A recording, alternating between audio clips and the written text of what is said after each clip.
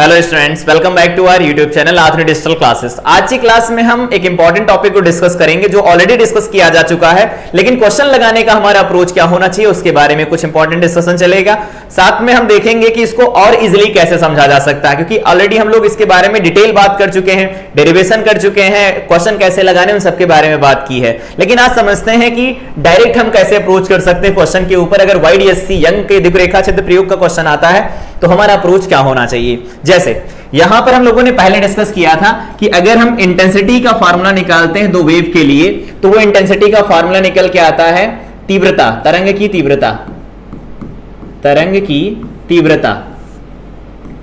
तो इसके बारे में हम लोगों ने बात किया था। तो तरंग की तीव्रता क्या लिखी जाती है? वो लिखी जाती है I इज इक्वल टू में I1, ठीक है, प्लस I2, और प्लस में लिखा जाता है 2 स्क्वायर रूट के अंदर I1 और I2, और बाहर लिखा जाता है cos फाई, जहां फाई होता है दोनों तरंगों के बीच में पथ का अंतर, मतलब कलांतर, कलांतर होता है। और कलांतर और पथांतर में संबंध तो जानते ही हैं, इसके बारे में भी बात की गई थी। तो यहां पर अगर हम बात करें I की मैक्सिमम वैल्यू के लिए, क्योंकि जहां दीप्त बनता है वहां I मैक्सिमम होता है, तो फॉर I मैक्सिमम के लिए अगर बात करें तो यहां पर I मैक्सिमम के लिए हम लिख सकते हैं कि जो भी ये cos फाई होने वाला है, cos फाई की वैल्यू 1 हो जाए, क्योंकि मैक्सिमम वैल्यू 1 होती, वो भी प्लस में 1 हो जाए। ये कब कब हो सकता है? जब फाई की वैल्यू 0 हो, ठीक है, 2 पाई हो, ठीक है, 4 पाई हो, ये भी ठीक है, डॉट डॉट डॉट यहां पर 2n पाई हो, ऐसा नहीं बोल सकते? बोल सकते हैं। तो पथ का अंतर और कला के अंतर में एक संबंध देखा था कि पथ का अंतर, जो कला का अंतर लिखा जाता है 2 पाई बाई लैम्डा, इनटू में कला का अंतर लिखा जाता है, पथ का अंतर लिखते हैं, ये कला का अंतर और ये पथ का अंतर, ठीक। तो 2 पाई बाई लैम्डा लिख सकते हैं, और डेल्टा एक्स क्या लिख सकते हैं? तो जनरल लिखा जा सकता है 2n पाई, ठीक है। यहां से देखो, इसको अगर हम सॉल्व करते हैं, ठीक है, ये सॉरी यहां पर नहीं, डेल्टा एक्स है ना, यहां रखना है। तो 2n पाई, पाई से देखो पाई कैंसिल हो रहा है, 2 से 2 कैंसिल हो रहा है, तो डेल्टा एक्स कितना निकल के आ रहा है? n lambda. मतलब जब भी दो तरंगों के बीच में पथ का अंतर n लैम्डा के बराबर होगा, 1 lambda, 2 lambda, 3 lambda, 4 lambda, 5 lambda, तो भी हमें तीव्रता अधिकतम मिल सकती है, ठीक है, कोई दिक्कत नहीं। न्यूनतम कब मिल सकता है? cos फाई हमें -1 चाहिए होगा उस केस में। तो cos फाई की -1 वैल्यू कब निकल के आती? तो यहां से देखो, cos phi is equal to -1 कब होता है? फाई की वैल्यू क्या हो? पाई हो, 3 पाई हो, 4 पाई हो, और यहां पर 5 पाई हो, डॉट डॉट डॉट, यहां पर प्लस भी लिख सकते हो, माइनस, तो हम यहां लिखते हैं 2n - 1 पाई हो। ऐसा क्यों लिखा? ये लिखने से सेफ रहते हैं। अगर 2n + 1 पाई लिखते हैं तो उस केस में जो भी हमें निकालना होता है उससे एक बड़ी वैल्यू रखनी पड़ती है। यहां पर जो निकालना वही वैल्यू रखेंगे। तो यहां से देखो, delta phi is equal to 2 pi by lambda होता है, और यहां पर निकल के आता है डेल्टा एक्स। डेल्टा फाई की वैल्यू इन जनरल रख सकते हैं 2n - 1, इंटू में यहां पर आ जाएगा पाई, कोई दिक्कत नहीं है। इधर बन जाएगा 2 पाई बाई लैम्डा, और यहां बन जाएगा डेल्टा एक्स, इसमें भी कोई दिक्कत नहीं, पाई से पाई कैंसिल करवा दो। डेल्टा एक्स की वैल्यू कितनी आएगी? 2n - 1 into lambda divided by में 2 आ जाएगा, कोई दिक्कत नहीं ये भी। तो अगर हमें विनाशी व्यतिकरण करवाना है तो हम cos फाई की वैल्यू -1 रखेंगे। बेसिकली ये किसके लिए बात कर रहे थे? संपोषी के लिए बात कर रहे थे, तब ऐसा होगा, ठीक है। संपोषी का क्वेश्चन लगाना हो तो ऐसे लगाएंगे, विनाशी का क्वेश्चन लगाना होगा तो हम ऐसे लगाया करेंगे। विनाशी के लिए हम ऐसी बात करते हैं, ठीक है। विनाशी व्यतिकरण ये, संपोषी व्यतिकरण ये। तो यंग का द्विरेखा छिद्र प्रयोग के जो कॉन्सेप्ट हम लोगों ने पढ़े थे उनको यहां पर अप्लाई कर दो। उनको यहां पर अप्लाई करने का मतलब इधर आओ, अप्लाई करते हैं। कैसे? मान लो कि ये है उनका प्रयोग, एक वर्डी प्रकाश स्रोत चलता है,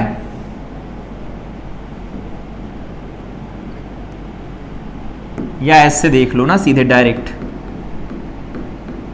ऐसे डायरेक्ट देख लो, ये ऐसा बना हुआ है, ये ऐसा बना दो यहां से सामने से, और एक स्क्रीन यहां पर बना दो बढ़ा के, ठीक है, ये स्क्रीन बढ़ा के बना दो, यहां कलर चेंज कर दो, इसका व्हाइट कर दो, ठीक है।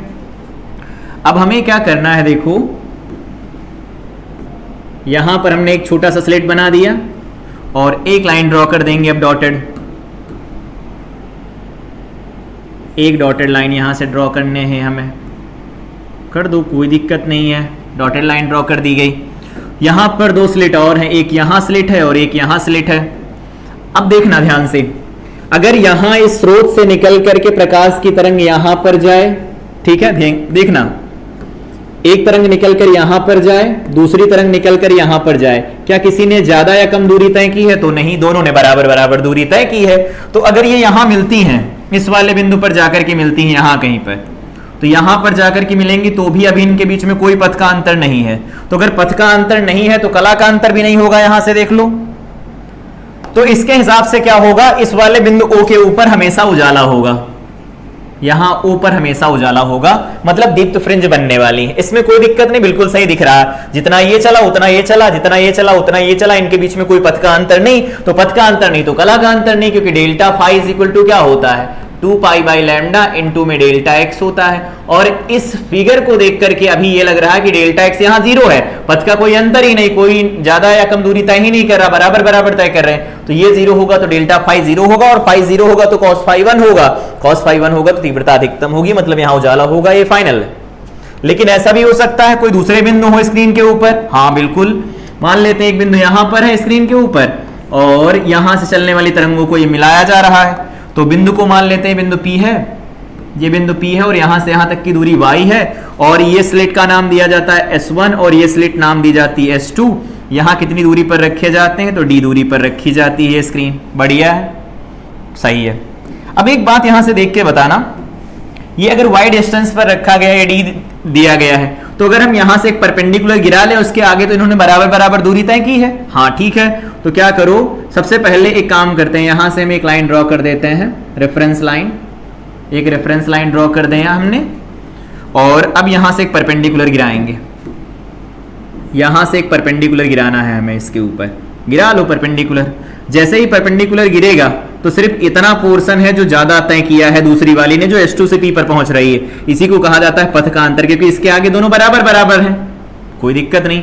इस एंगल को अगर हम सपोज थोड़ी देर के लिए थीटा मान ले, तो देखो ये एंगल थीटा हो जाएगा। देखो कैसे, यहां पर ये थीटा दिया गया है ना, हाँ ठीक है, कोई दिक्कत नहीं। तो अगर ये थीटा दिया जाएगा, इसको हम 90 माइनस थीटा लिखेंगे तो ये थीटा ही तो बनेगा, तो थीटा बन गया। चलो ठीक, स्लिटों के बीच की दूरी को हम स्मॉल d से लिखते हैं। तो पथ का अंतर कितना निकल के आया है, हाँ बताओ, यही तो निकल के आएगा डेल्टा एक्स। डेल्टा एक्स को क्या लिख सकते हैं, इस समकोण त्रिभुज में लगाओ तो साइन थीटा लगा दें तो क्या बन जाएगा, d साइन थीटा बन जाएगा, d साइन थीटा बन जाएगा, कोई दिक्कत नहीं, सब बढ़िया है। अगर पथ का अंतर इतना बना अगर, तो देखो इतना पथ के अंतर में यहां से लिख सकते हैं कि पथ का अंतर है हमारे पास delta X is equal to में d साइन थीटा, यह है पथ का अंतर, हाँ ठीक है। तो पथ का अंतर अगर इतना होगा, इसको हम बराबर कर दें एल लैम्डा के लिए, ये कौन सा व्यतिकरण है, समपोषी व्यतिकरण है, समपोषी व्यतिकरण चाहिए तो इसके बराबर कर देंगे। तो यहां से हमारे पास निकल के आएगा d sine theta is equal to में एल लैम्डा, ठीक है। दूसरा इधर कर देते हैं, d sine theta is equal to में यहां पर लिखेंगे 2n minus 1 into lambda by 2 आया था, देख लो अभी निकाला इधर, ये देखो इधर निकाला गया है, बराबर कर दिया। तो इधर विनाशी मिलेगा, इधर संपोषी, तो ये विनाशी व्यतिकरण की बात कर रहे हैं, सही है।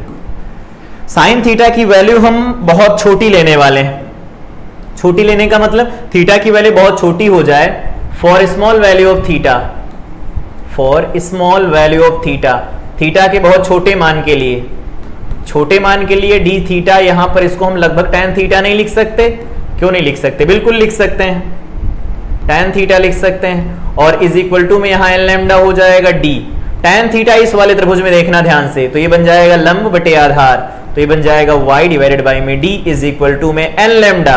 तो यहां से y देखो कितना निकल के आया, n d lambda divided by में स्मॉल d, कोई दिक्कत नहीं होगी। ये आ गया हमारे पास y, मतलब अगर हम NV दीप्त फ्रिंज बनाना चाहते P के ऊपर, तो ये है O से NV दीप्त फ्रिंज की दूरी, दीप्त फ्रिंज की दूरी, NV दीप्त फ्रिंज की दूरी है ये, कोई दिक्कत नहीं, लगा लेंगे। पांचवा दीप चाहिए 5 रख लो, छठा चाहिए 6 रख लो, सातवां चाहिए 7 रख लो, रख सकते हैं।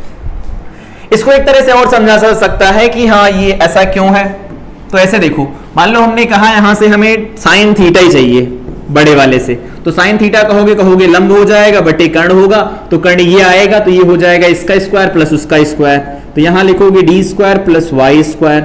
लेकिन यहां पर अब एक अप्रोक्सीमेशन लिया जाता है मैथ्स में कि जो y होगा y होगा, वाई स्क्वायर की वैल्यू बहुत बहुत कम होगी d से, तो यहां पर क्या होगा, y को नेग्लेक्ट कर सकते हैं d स्क्वायर के कंपैरिजन में, तो ये आ जाएगा y डिवाइडेड बाई में कैपिटल D।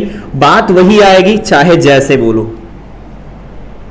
यहां पर अगर हम y स्क्वायर को बहुत छोटा मान लें d स्क्वायर से, तो इसे नेग्लेक्ट कर देंगे तो बन जाएगा y डिवाइडेड बाई में रूट का d स्क्वायर, तो रूट हटेगा तो d बनेगा, y बाई d आएगा, इसीलिए उसको हम tan थीटा भी लिख सकते हैं। दोनों तरह से समझना चाहो समझ लो। अब बात आती है कि ये 82 मिल गया, तो 82 के लिए अगर हम tan थीटा लिख दें इसे, तो बन जाएगा d, इसे लिखा गया है y डिवाइडेड बाई में कैपिटल D, यहां बनेगा 2n-1 इंटू में लैम्डा बाई 2। अगर हम यहां से y की वैल्यू निकालते हैं तो बन जाएगा d, ठीक है, या ऐसे लिख दो 2n-1 d lambda divided by में 2d आएगा। ठीक है, दो फार्मूले हमारे पास निकल आए, ये दो फार्मूले हमारे पास निकल आए। ये हो गया O से, इसको लिख दो, ये y क्या है, O से NV अदीप्त फ्रिंज की दूरी, अदीप्त फ्रिंज की दूरी है, NV अदीप्त फ्रिंज की दूरी ये निकाली जा सकती है, इसमें भी कोई दिक्कत नहीं होगा, इजी है, समझना है जैसे जैसे समझ रहे थे। एक ही साथ सबको सम अप करके देख रहे हैं कि क्वेश्चन लगाने का अप्रोच क्या होगा। तीव्रता अगर उसके बीच में आती है तो तीव्रता के लिए ये हम देखेंगे, विनाशी संपोषी व्यतिकरण की शर्त लगानी होगी तो ये देखा जाएगा, और यंग के द्विरेखा छिद्र प्रयोग को इस तरह से हम डील कर सकते हैं। अब इसके इंपॉर्टेंट पॉइंट्स आगे देखो। यहां तो पहला केस यहां से बनता है, अगर पूरे उपकरण को द्रव में डुबो दिया जाए, यहां से क्वेश्चन पूछा जाएगा। तो टाइप फर्स्ट क्वेश्चन देखो कहां से पूछे जा सकते हैं, type first, general type, general type, general type question क्या होंगे, जनरल टाइप क्वेश्चन में हमें सिर्फ यही फार्मूले लगाने हैं। y अगर n1 निकालना है दीप्त फ्रिंज का, तो उसका फार्मूला अब ये भी निकाला, वो होता है n d lambda by d, लगा दो कोई दिक्कत नहीं है। और अदीप्त निकालना हो, yn अदीप्त की स्थिति निकालनी हो तो वो भी निकाल सकते हैं, उसके लिए फार्मूला लगाएंगे 2n-1 into D lambda by D, और यहां पर 2d बन जाएगा। सही है, इसमें भी कोई दिक्कत नहीं है। इसकी जगह पर एक और फार्मूला यूज किया जाता है, वो भी देखना चाहो देख लो। इसकी जगह पर और लगा के एक फार्मूला कहीं कहीं लिखा मिलता है yn अदीप्त का, उसमें ये रहता है, यहां पर लिखा जाता है 2n+1 इंटू में डी लैम्डा डिवाइडेड बाई में 2d। इस फार्मूले को लगाते टाइम एक चीज का विशेष ध्यान रखना है कि अगर हमें चौथी अदीप्त चाहिए तो इसमें 5 रखना पड़ेगा, एक ये शिफ्ट होता है पहले से, यहां पर ये शुरू होता है 0 से, ये शुरू होता है 1 से, मतलब यहां 0 रखोगे तो इसके लिए पहला मिलेगा। तो इस केस में ये ध्यान रखना कि जो अदीप्त फ्रिंज की स्थिति इसमें बताई जाती है वो एक बढ़ा के बताएंगे, जैसे हमें तीसरे की अदीप्त की स्थिति चाहिए तो 4 इसमें रखेंगे, आंसर आ जाएगा। ठीक है, इस तरह से देख सकते हैं। यहां पर एक टर्म पूछा जाता है, फ्रिंज चौड़ाई क्या होती है, फ्रिंज चौड़ाई क्या होती है। तो फ्रिंज चौड़ाई कैसे देखो निकाली जा सकती है, फ्रिंज चौड़ाई हम ऐसे निकाल सकते हैं, इसको बीटा से लिखा जाता है, ये होती है डी लैम्डा बाई डी। इसका हम लोगों ने डेरिवेशन प्रॉपर किया है, सिर्फ यहां फार्मूला लिख रहे हैं, अगर देखना चाहते हो तो देख लो कि कैसे निकाला जा सकता है। सपोज हमारे पास यहां पर ये स्क्रीन है, ये एक फ्रिंज बनी हुई है, दूसरी फ्रिंज बनी हुई है, ये तीसरी फ्रिंज बनी हुई है, इस तरह से फ्रिंजें बनी हुई है हमारे पास। ये दीप्त फ्रिंज है, बीच में अदीप्त है, ये दीप्त है, बीच में अदीप्त है, ये दीप्त है, बीच में अदीप्त है, ये ऐसा है। ठीक है, तो इसमें एक्चुअली ऐसा तो होता नहीं कि उजाला हुआ तो पूरी जगह पर एक साथ उजाला होगा, तो यहां पर ये हम रेफरेंस लाइन लेते हैं, ये जो गैप हो गया यहां इसके बीच में क्या अदीप्त बनेगी, तो यहां पर कहते हैं अदीप्त फ्रिंज की चौड़ाई, अदीप्त फ्रिंज की चौड़ाई, अदीप्त फ्रिंज की चौड़ाई। ठीक है, और इसको अगर हम लिख दें ऐसा, यहां से यहां के बीच का गैप अगर लिख दिया जाए, ये वाला गैप, तो इसे कहते हैं दीप्त फ्रिंज की चौड़ाई। दोनों का फार्मूला एक ही आता है, दीप्त फ्रिंज की चौड़ाई, दोनों के फार्मूले में कोई डिफरेंस नहीं है, ध्यान ये रखना है, चौड़ाई। ठीक है, फार्मूला दोनों का वही आएगा, beta is equal to D lambda by D, that's it, कोई दिक्कत नहीं, लगाते रहो। पहला तो केस हो गया। टाइप 2 कौन से पूछे जाएंगे, टाइप 2 अभी जो बोला कि पूरे उपकरण को द्रव में डुबो दिया जाए, तो टाइप 2 लिखो, यदि पूरे उपकरण को द्रव में डुबो दिया जाए, यदि संपूर्ण उपकरण को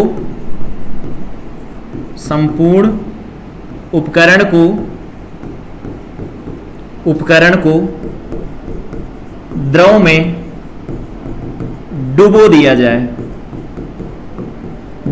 जाए, अगर संपूर्ण उपकरण को द्रव में डुबो देंगे तो क्या फर्क पड़ेगा? देखो, संपूर्ण उपकरण को द्रव में डुबोने से अब ऐसा तो नहीं है स्लिटों के बीच के जो होल होंगे वो छोटे हो जाएंगे, नहीं, कुछ नहीं होगा, सिर्फ बदलेगा क्या? तो वेवलेंथ बदलेगी। यहां पर जो प्रकाश हम प्रयोग कर रहे थे वो कैसा था? एक वर्डी था, एक वर्डी प्रकाश था, ठीक है। कला संबद्ध भी था,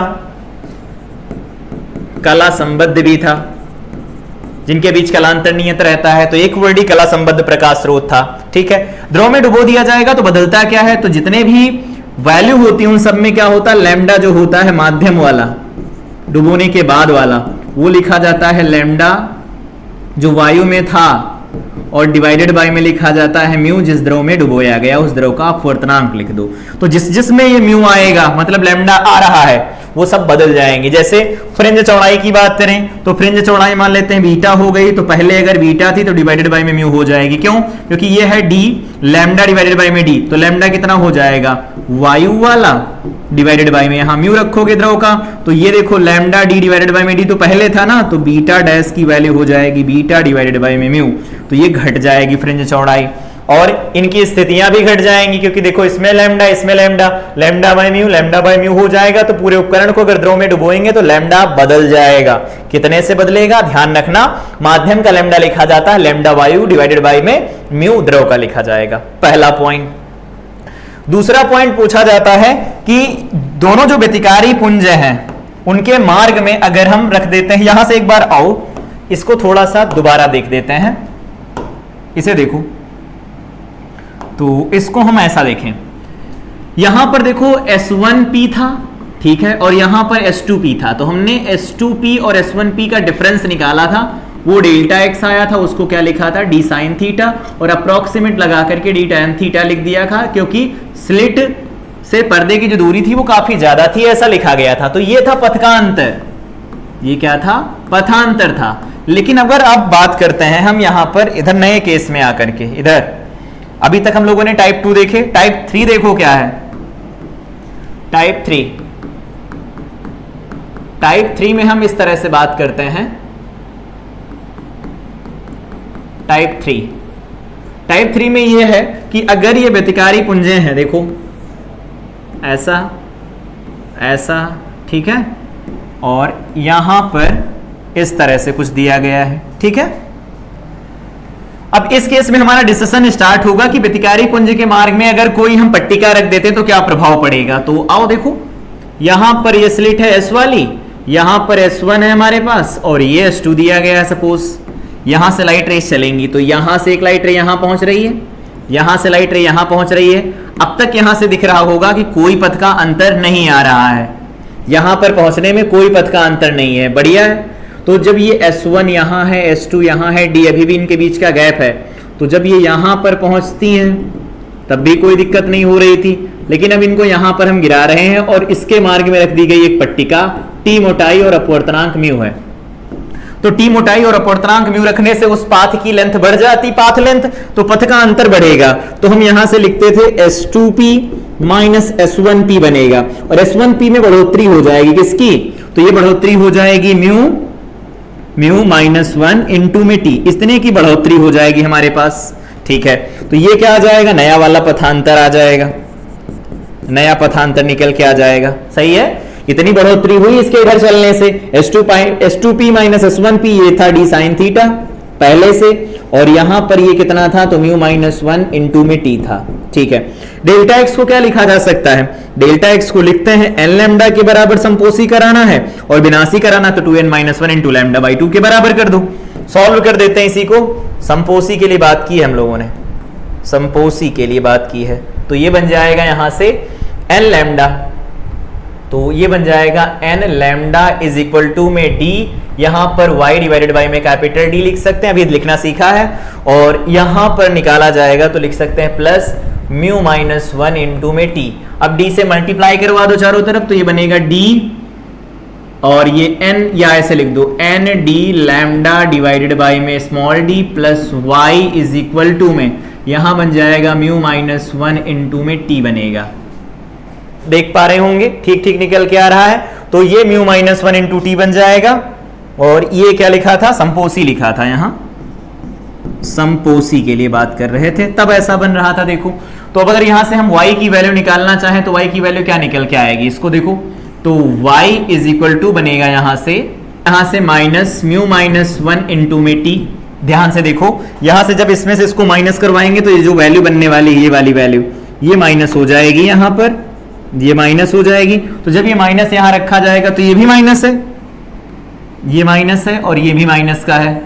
तो अब हमारे पास वैल्यू मिल गई माइनस में और यहां से y इज इक्वल टू मिल जाएगा माइनस म्यू माइनस 1 इंटू में t मिलेगा। चलो ठीक है, y निकालना इधर ले आओ तो N D lambda divided by में स्मॉल d बन जाएगा और प्लस ये बन जाएगा म्यू माइनस 1 इंटू में t बनेगा। एक बात ध्यान से यहां से देखो, ये y में कुछ जुड़ गया है, मतलब कि अगर हम मान लो ये o है और p है और ये दूरी y थी पहले, तो नया वाला y अगर इतना, इसका मतलब है कि पहले ये मिल रहा था तो अब कुछ ऊपर चढ़ के मिलेगा, मतलब थोड़ा विस्थापित हो गया होगा।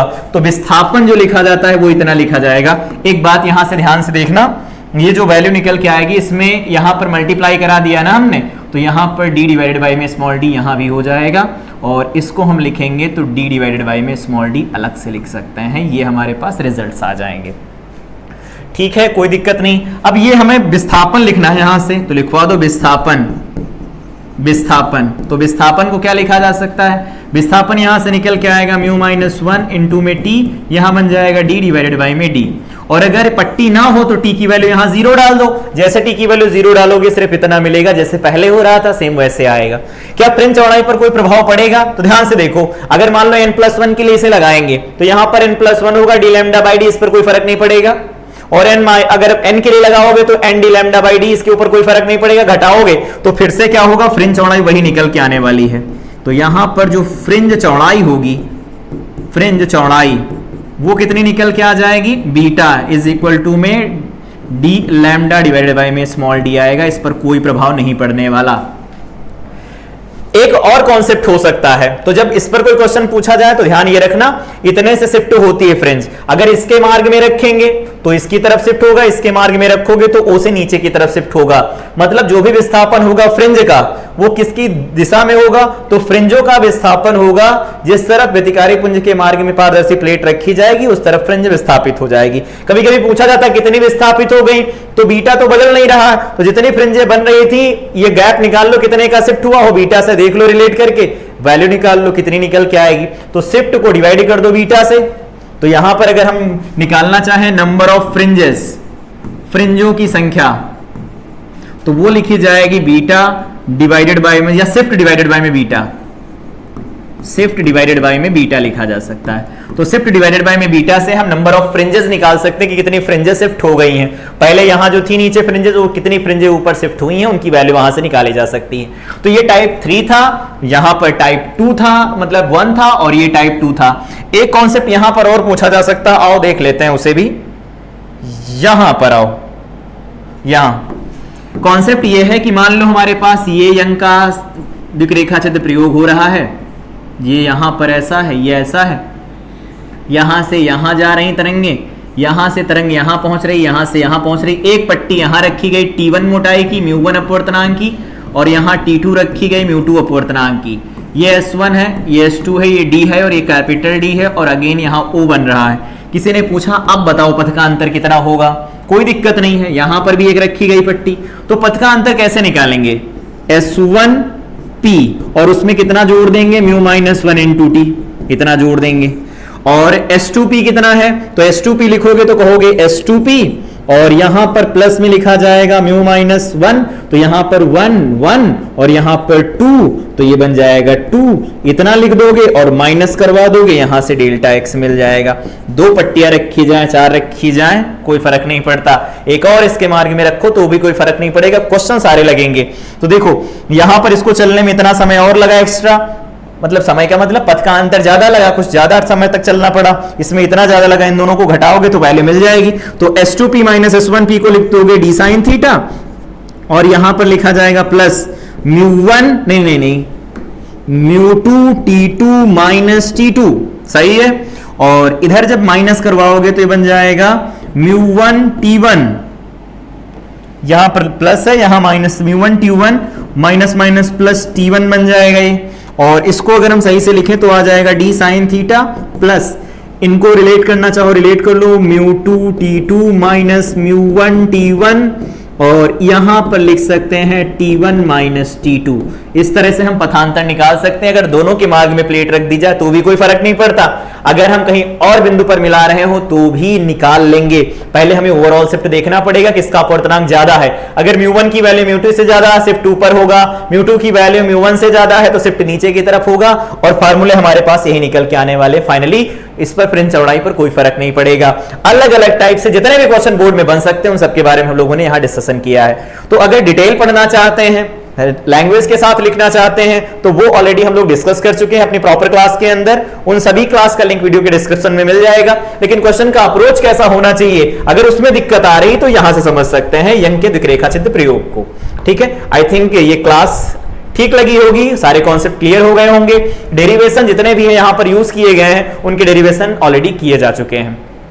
तो ये क्लास थी जिससे ज्यादा क्वेश्चन पूछे जाते हैं, खासकर लॉन्ग में क्वेश्चन आता है। इस बार भी लॉन्ग में क्वेश्चन आया था, एनवी अदीप्त की स्थिति निकालनी थी, 5 नंबर में डेरिवेशन पूछा गया था। तो इंपॉर्टेंट है, क्वेश्चन भी पूछे जा सकते हैं यहां पर थ्योरी के लिए, और न्यूमेरिकल भी यहां से आ सकते हैं। अंकित प्रश्न पूछे जाने की संभावना बहुत ज्यादा होती है। तो ये कॉन्सेप्ट मिस नहीं करना है, पूरा कंप्लीट तैयार करके जाना है। इस क्लास के बाद पूरे कॉन्सेप्ट क्लियर हो गए होंगे। अब अपनी नोटबुक के आप क्वेश्चन ट्राई करेंगे, सारे क्वेश्चन लगेंगे उम्मीद करते हैं। पहले इस क्लास को देखेंगे, नोट्स लिखेंगे हर एक प्रॉपर वे में। सबसे पहले देखेंगे कौन सा फार्मूला कहां लगता है, शिफ्ट कैसे निकाला जाता है, सब कुछ लिखेंगे। उसके बाद क्वेश्चन को अटेंड करेंगे, 100% क्वेश्चन बनेंगे। तो इसी तरह जितने भी डिफिकल्ट टॉपिक होंगे उनका अप्रोच क्या होता है क्वेश्चन लगाने का, वो बीच बीच में हम लोग लाते रहेंगे। मिलते हैं अगली क्लास में, तब तक के लिए इस क्लास को रिवाइज करें।